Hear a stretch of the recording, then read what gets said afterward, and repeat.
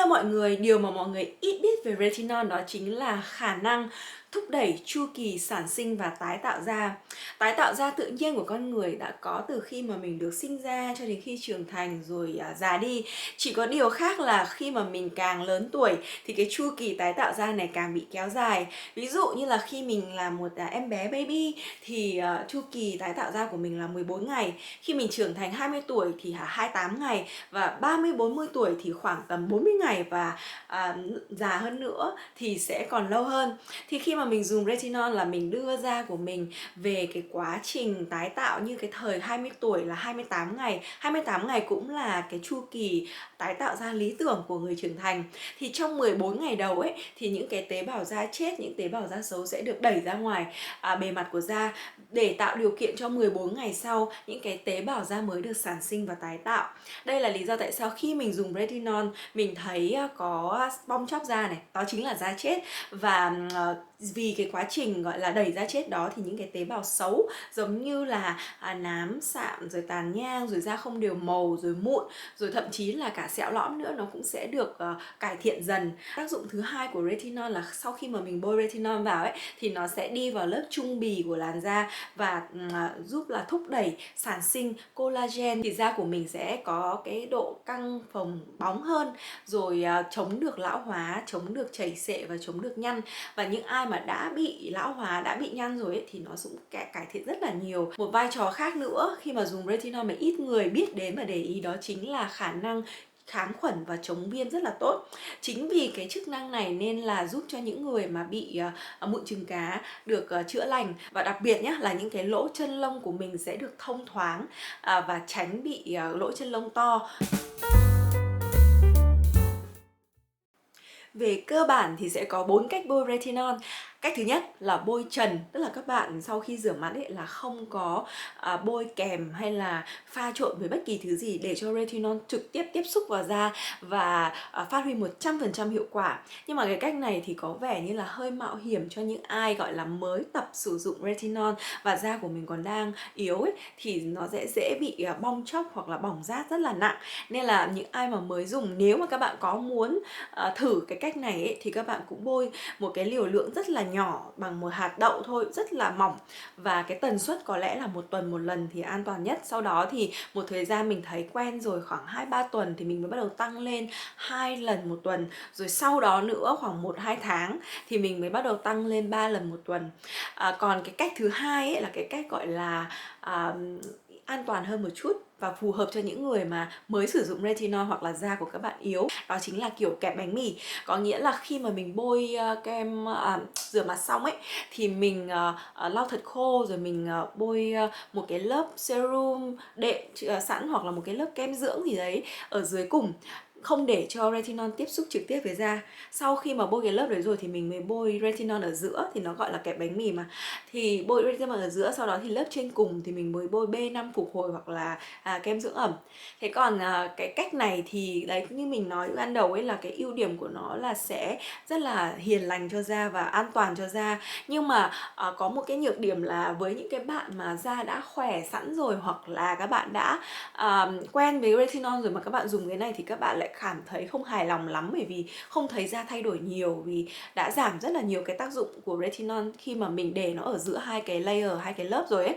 Thì các bạn có thể thử cách thứ ba. Cách thứ ba đó chính là mình sau khi rửa mặt mình bôi retinol trực tiếp lên da luôn, thì để cho da tiếp xúc trực tiếp với retinol, sau đó thì đợi khoảng tầm 3 đến 5 phút gì đấy cho nó thấm đi đã, thì mình sẽ bôi một lớp ngoài cùng là lớp B5 phục hồi hoặc là một lớp kem dưỡng ẩm để tránh cái sự bong chóc trong ngày hôm sau.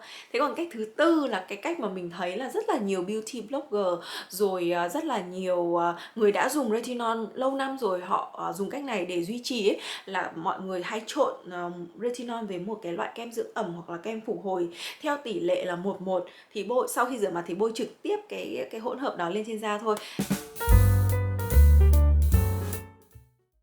Thì có rất nhiều người thì cho rằng là retinol không nên bôi hàng ngày mà chỉ nên bôi cách ngày hoặc là từ 2 đến 3 lần một tuần. Thì cái này đúng, nhưng mà chỉ là cho những người mà mới sử dụng và da còn đang chưa quen với retinol thôi. Còn những người mà da đã khỏe rồi, đã quen rồi, và đặc biệt là đã dùng retinol khoảng tầm từ 1 đến 2 năm rồi ấy, thì hoàn toàn có thể sử dụng hàng tuần được. Nhưng mà theo như mình tìm hiểu ấy, thì các chuyên gia da liễu sẽ khuyên các bạn theo cái chu trình nếu mà dùng retinol hàng ngày thì sẽ theo như thế này, là rửa mặt thật sạch, lau thật khô. Và lý do mà mình phải lau thật khô ấy và đợi da thật khô ấy là bởi vì khi mà da còn ẩm, có nghĩa là lỗ chân lông còn đang mở, thì nếu các bạn bôi retinol ngay thì retinol sẽ đi rất là sâu vào lớp bên trong của da và tăng cái khả năng bị kích ứng bỏng rát rất là cao. Nên là phải để thật là khô. Thì retinol chỉ hoạt động trên lớp thượng bì bề mặt của da thôi thì sẽ an toàn hơn. Sau khi đợi khoảng tầm 3 đến 5 phút thì các bạn mới bắt đầu bôi các loại serum mà các bạn dùng. Rồi sau đó thì các loại kem dưỡng ẩm, rồi kem phục hồi hay kem gì đó ở bên ngoài cùng các bạn dùng, có thể 3 đến 5, 7 bước tùy theo các bạn. Thực ra dùng retinol ấy, lúc đầu mấy ngày đầu hoặc mấy tuần đầu có khi các bạn không thấy da đẹp lên mà còn thấy xấu đi ấy. Nhất là những ai mà bị mụn ẩn ấy, thì đây là cái thời gian mà mụn với mụn ẩn bị đẩy lên nhiều nhất. Nhưng mà để mà những người mà thông thường sử dụng ấy thì sau tầm khoảng 30 ngày là 1 tháng mình cũng có thể cảm nhận được da của mình có sự biến đổi. Mình nói là biến đổi chứ không phải thay đổi nhé. Tức là cũng có thấy là mụn thì cũng giảm này, rồi nếu mà có vết nhăn thì nó cũng đỡ đỡ đi, rồi da cũng có cái độ căng căng lên một chút. Nhưng mà nó rất là nhỏ thôi. Mình để ý kỹ thì mình mới nhận thấy. Thế còn để mà nhìn thấy cái sự khác biệt rõ rệt hơn ấy thì các bạn phải đợi tối thiểu là 3 tháng. Thì khi đó tất cả những vấn đề về da như là mụn nám tàn nhang, rồi da không được căng mướt ấy, thì nó sẽ được khắc phục hết và 3 tháng mình sẽ nhìn thấy. Thế còn để mà thấy kết quả gọi là vượt trội và thấy một làn da hoàn toàn thay đổi và được như ý 100% như các bạn mong muốn ấy, thì các bạn phải đợi từ 1 đến 2 năm. Thì lúc đó thực sự retinol mới phát huy được hết tác dụng và làm cho da của các bạn hoàn hảo nhất có thể. Nên là dùng retinol các bạn phải rất là kiên trì nhé.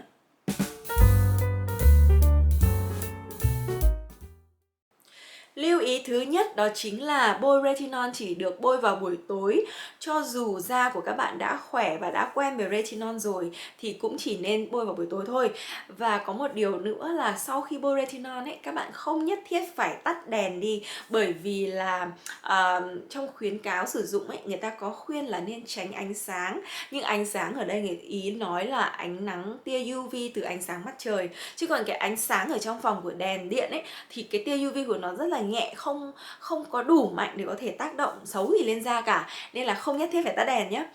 Lưu ý thứ hai đó chính là dùng retinol rồi thì phải đi kèm với kem chống nắng 100%. Và tốt nhất là 3-4 tiếng các bạn phải bôi kem chống nắng lại một lần. Nhất là với những người mà hay ra nắng thường xuyên hoặc là vào mùa hè khi mà tia UV rất là mạnh ấy. Thì và cái lời khuyên chân thành của mình ấy là các bạn phải chọn một cái hãng kem chống nắng thực sự uy tín và nổi tiếng. Bởi vì các bạn thấy không, mình không thể đo được độ gọi là SPF của kem chống nắng, nên là mình chỉ có thể dựa vào cái uy tín cũng như là cái thương hiệu mạnh thì họ sẽ cho ra những kem chống nắng đạt chuẩn. Thế còn cái lưu ý tiếp theo đó chính là khi mà các bạn mà chẳng may dùng retinol mà bị bong chóc hoặc là bị bỏng rát đến mức độ mà đau đớn, mình đã từng trải qua cái cảm giác đấy rồi nên mình hiểu, thì các bạn phải ngưng ngay retinol và phục hồi bôi B5 liên tục, rồi dưỡng da skincare, dưỡng ẩm rất là nhiều, rất là quan trọng và để cho nó phục hồi nhanh nhé, vì lúc đấy là da của mình cực kỳ thiếu ẩm và khô thì nó mới bong chóc mà. Thì sau khi mà da phục hồi 100% hoàn toàn lại như lúc bình thường ấy thì các bạn mới bắt đầu dùng loại retinol. Nhưng các bạn phải giảm cái tần suất bôi và cái liều lượng bôi đi cho nó mỏng hơn, cho nó nhẹ nhàng hơn để thích ứng dần với da, sau đó thì mới tăng một tí lên dần thôi. Một điều tiếp theo nữa đó đó chính là khi mà các bạn dùng retinol ấy thì các bạn phải cân nhắc rất là kỹ về việc sử dụng tẩy tế bào chết. Nhất là ai mà muốn sử dụng AHA, BHA vào trong cái liệu trình skincare của mình ấy thì các bạn nên là bôi tối đa là 2 đến 3 lần một tuần thôi, bởi vì là khi mà dùng retinol là nó đã đẩy cái tế bào chết ra rồi, nó đã lấy đi rồi thì da của mình không còn nhiều da chết đâu. Nên là nếu mà dùng AHA, BHA thì với cái tần suất vừa phải, nếu không thì da của mình sẽ bị mài mòn dần và yếu đi rất là nhiều đấy. Lưu ý cuối cùng đó chính là khi mà các bạn có dự định có bầu chẳng hạn, hoặc là đang cho con bú thì các bạn nên ngưng sử dụng retinol. Trước khi có bầu thì ít nhất là ngưng 1 tháng, mà an toàn thì là khoảng 3 đến 6 tháng. Thế còn khi mà đã mở retinol ra rồi ấy, thì các bạn cũng không nên để quá lâu, chỉ nên sử dụng trong vòng 1 năm thôi, bởi vì là retinol cũng như AHA, BHA và vitamin C ấy là những chất mà rất là dễ bị oxy hóa. Nếu mà mình để lâu ở ngoài không khí thì bôi nó bị giảm tác dụng rất là nhiều, và đôi khi nó còn gây hại cho làn da nữa. Vừa rồi là một vài kinh nghiệm cũng như là chia sẻ của mình trong việc sử dụng retinol sao cho hiệu quả và an toàn. Hy vọng rằng nó hữu ích với các bạn. Các bạn hãy nhớ rằng retinol là một vũ khí rất là lợi hại của phái đẹp, vì nó giải quyết được tất cả những vấn đề nan giải về da. Nhưng mà trước khi sử dụng các bạn phải tìm hiểu thật kỹ, cũng như là chọn cho mình một cái liệu trình phù hợp để retinol hiệu quả mà không gây hại đến da của mình, và tránh đi tất cả những cái tác dụng phụ không mong muốn. Còn bây giờ cảm ơn các bạn đã theo dõi hết video ngày hôm nay. Xin chào và hẹn gặp lại trong những video tiếp theo. Bye bye!